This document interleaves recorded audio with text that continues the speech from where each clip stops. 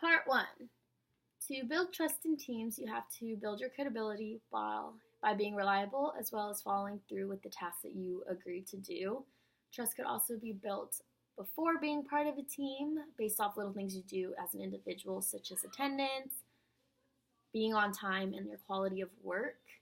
You should always share your honest and direct feedback without attacking another person who may not have the same ideas as you. And you should also be open to listening to other people, supporting their thoughts, and just showing respect, because I do think that's the first step of gaining someone's trust. They kind of go hand in hand. And for some, it takes time to gain their trust, but for people like me, you kind of have my trust until you prove me wrong. If trust is broken, I do think it can definitely be repaired. This obviously depends on the circumstance and the people you're dealing with. But in my case, I am a very forgiving person. I'm a firm believer that people can change if they really want to. And second chances are not necessarily a bad thing. People make mistakes and it's only a human, but what really matters is what you do about it and what you can learn from those mistakes.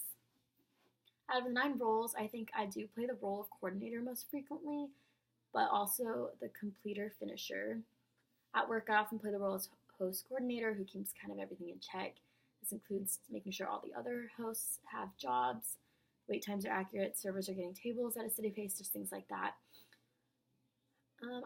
I really enjoy taking charge or like leading a team, you might say, to have a successful night. I gain a sense of adrenaline with that. But with that said, on school-related teams, I would say that I'm a completer finisher. I go into every project with the intention of finishing it just as strong as when I started it. And part 2, one time at work on a Friday night, it was obviously extremely busy. I was coordinating the host stand that night with 3 other hosts. And at the beginning of the shift, we anticipated that it would be busy, just like how it always is on Friday nights. And we all gave each other roles. I kind of took initiative to give everyone roles and even roles, like people who set up reservations or see which tables are clean or greet or answer the phone calls.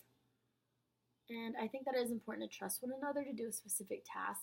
That way you can focus on that one thing you're doing rather than jumbling all the tasks in your head.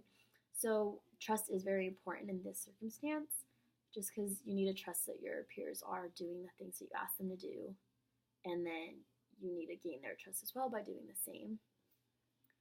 And I just think that's my advice. Just come up with a plan, give everyone a role at the very beginning of your project or team or whatever you're doing, and just trust one another. You need to be trustworthy yourself as well.